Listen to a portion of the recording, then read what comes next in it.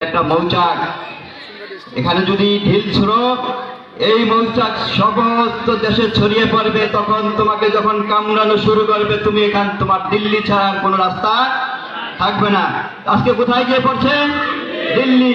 সাইদি সাহেব আরেকটা কথা বলেছিল যে এই দেশের মানুষ যদি লাড়া দেয় তখন তুমি দিল্লিতে যেয়ে পড়বা। কোথায় যেয়ে পড়ছে? দিল্লিতে যেয়ে পড়ছে। আমরা কত জনের শাসন দেখেছি, আমরা বাবার শাসন দেখেছি, আমরা তার মেয়ের শাসন দেখেছি, আমরা এদেশের স্বামীর শাসন দেখেছি, স্ত্রীর শাসন দেখেছি। কোন শাসনই দেশে শান্তি আনতে পারে নাই। একমাত্র শান্তি আনতে পারে কে আনতে পারে? একমাত্র কোরআন। এই কোরআনের বিধান যতক্ষণ পর্যন্ত আমরা কায়েম করতে না পারবো, শুধু মসজিদের মধ্যে সীমাবদ্ধ রাখবো, ততদিন দেশে শান্তি আসবে না। আসুন ভাই, আমরা বেশি কথা বলবো না। একমাত্র এই বাংলাদেশ যদি আমি প্রথমে একটা আয়াত তেলাওয়াত করছি, ওয়া আতাসিমু আন আকিমুদ্দিল্লাহ তাতাফাররাকু, তোমরা কি বিচ্ছিন্ন হয়ো না। আজকে আমরা কত দলে বিচ্ছিন্ন। সূরা বাকারার 208 নম্বরে বলতেছে, ইয়া আইয়ুহাল্লাযীনা আমানু উদখুলু ফিস-সিলমি কাফা, তোমরা ইসলামে প্রবেশ করো পুরাপুরি। কিভাবে প্রবেশ করব? পুরাপুরি প্রবেশ করো। সূরা বাকারার 85 নম্বর আয়াতে বলছে, আমার কোরআনের কিছু সংখ্যক তুমি মানলা আর কিছু সংখ্যক তুমি মানলা না, তোমার কোনো ইবাদতই আমার কাছে গ্রহণযোগ্য নয়। এজন্য ইসলামে প্রবেশ করতে হবে কতটুকু? পুরাপুরি করতে হইবে। নামাজ পড়ার সময় আল্লাহর আইন মানবো, নামাজের বাইরে মসজিদের বাইরে গিয়ে আমি আল্লাহর আইন মানবো না, তখন আমি একজন মুসলমান হতে পারি না। এবং এই আল্লাহর ইবাদত আল্লাহর কাছেও গ্রহণযোগ্য না। আমরা শুধু নামাজ, রোজা, হজ, যাকাত করেছি তলা পিনির ঝুড়ির মতো। এই আমাদের তলায় কিছুই জমতেছে না। যখনই আমরা এক আল্লাহকে আইনদাতা মানবো, এক আল্লাহকে বিধানদাতা মানবো, তখনই আমরা বলতে পারবো যে আমরা একজন খাঁটি মুসলিম, আমি একজন মুমিন বান্দা। কি ভাই আমরা রাজি আছি?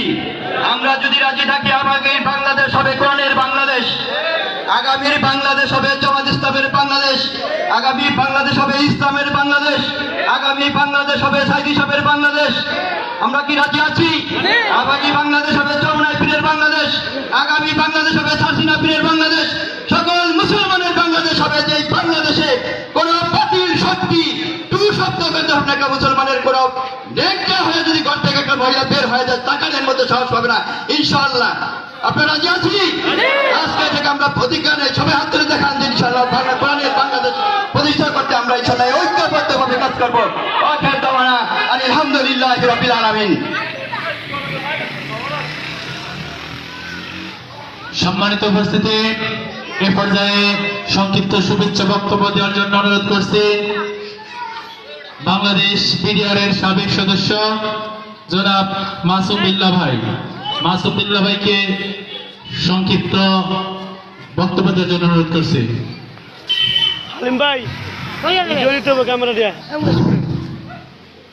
আসসালামু আলাইকুম।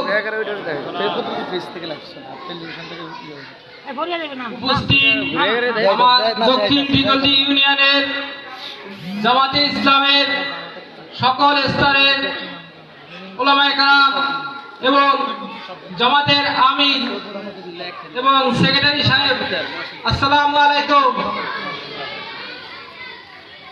আজকে আমার খুব ভালো লাগতেছে যে এত সুন্দর একটা সমাবেশ দেখে, এত সুন্দর সমাবেশ আমাদের এই দক্ষিণ দিগন্তি ইউনিয়নে একটি ওয়ার্ডে। এটা খুব গর্বের বিষয় আমাদের।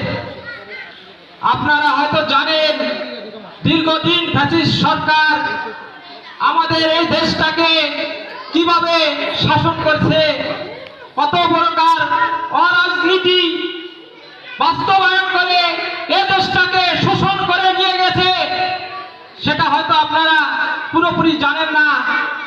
আজকে আমার এক সাথী ভাই পরিচয় দিয়েছে, যদিও যে আমি বিডিআরের সদস্য।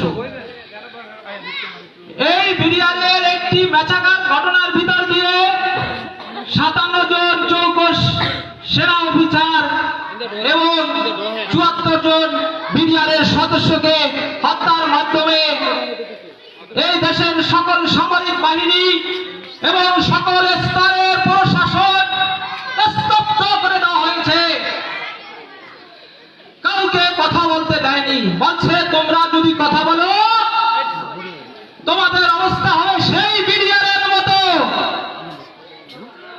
এই আওয়ামী লীগ সরকার ভারতের প্রেসক্রিপশনে আমাদের দেশে তাদের কুরাজনীতি পরিচালনা করে এদেশের সম্পদ লুণ্ঠন করে তারা ওই নিউ ইয়র্ক, ভারত, আমেরিকা, যুক্তরাষ্ট্র, যুক্তরাজ্য এবং অন্যান্য রাষ্ট্রে পাচার করে নিয়ে সেখানে প্রামিড করেছে।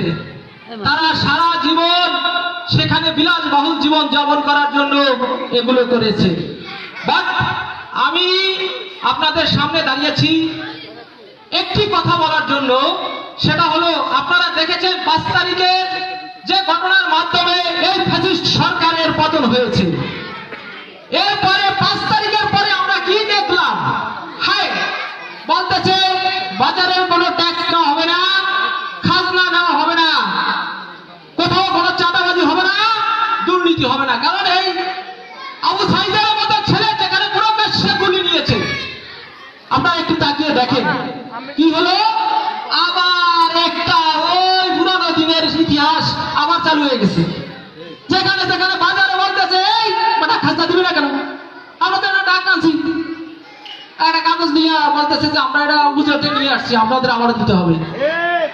তো সর্বশেষ বলে একটি কথা হলো যে আমরা দেখেছি দীর্ঘদিনের শাসন ব্যবস্থা আমরা দেখেছি, কিন্তু আমাদের একটি দুর্ভাগ্য যে আমরা এই দেশে শতকরা 97% মুসলিম, অথচ আমাদের দেশে কোনো ইসলামিক দল আমাদের ক্ষমতায় আসতে পারে না। কিন্তু যদিও বিএনপির সাথে আমাদের ঐক্যের কারণে আমরা কিছুদিন বাংলাদেশ জামাতে ইসলামের শাসন দেখেছি। আপনারা হয়তো কতটুকু জানেন আমি জানি না, তবে আমি একজন প্রশাসনের লোক হিসেবে আমি যতটুকু জানি, যে দুটা দপ্তরে জামাতে ইসলামের শাসন ছিল সেখানে কোনো দুর্নীতি ছিল না, কোনো অনিয়ম ছিল না। সেখানে একটা কথা ছিল, যেটা ন্যায় সেটা ন্যায়, যেটা অন্যায় সেটা অন্যায়। অন্যায়কে কখনো ন্যায় বলা যাবে না, আর ন্যায়কে কখনো অন্যায় বলা যাবে না। তো আমরা চাই আগামী দিনে আমরা যেন সেই তাদের উত্তরসূরি এই জামাতে ইসলাম আমরা আবার ক্ষমতা দেখতে চাই, দেখি চাই এরা কিভাবে দেশ পরিচালনা করে। আমরা চাই ইসলামের দল এদেশে বাস্তবায়িত হোক, আমরা ইসলামের শান্তির ছায়াতলে থাকতে চাই। আজকে একটি জামাত ইসলামের একটি কর্মী যখন হতে হয়, তাকে সমাজে একজন ভালো মানুষ হতে হয়, তাকে 5 ওয়াক্ত নামাজ পড়তে হয়, সত্য কথা বলতে হয়, সমাজে দুর্নীতি দেখলে, অনিয়ম দেখলে সেখানে তার এগিয়ে যেতে হয়। কোনো ঘুষের বিনিময় না, সালিসির জ্বালিয়ে 1000 টাকা দিতে হবে, এরকম কোন সংবিধান নেই। তো আমরা চাই আগামী দিন যেন আমাদের এই দেশে এই ইসলাম কায়েম হয়, শতকরা 100% লোক যেন আমরা মসজিদে যেতে পারি এই দেশের আইনে।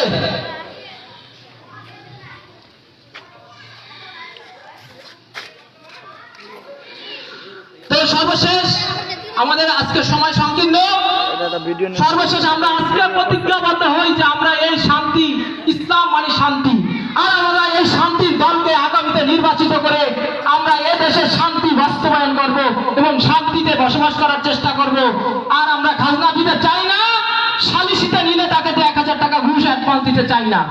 আমরা চাই যে লোক এই দেশের ন্যায়ের পক্ষে কাজ করবে, নিঃস্বার্থে কাজ করবে, আমরা সেই লোককে দেশের ক্ষমতায় দেখতে চাই। আলহামদুলিল্লাহি রাব্বিল আলামিন। সাদাকাল্লাহুল আলিয়্যুল আযীম। সম্মানিত উপস্থিতি, এ পর্যায়ে আপনাদের সম্মুখে বিশেষ অতিথির বক্তব্য পেশ করবেন ভোলা সদর উপজেলার সম্মানিত সুরা সদস্য ও আমির দক্ষিণ দিগলদি ইউনিয়নের জনাব আলহাজ ফজলুল হক মহসিন। জনাব আলহাজ ফজলুল হক মহসিন।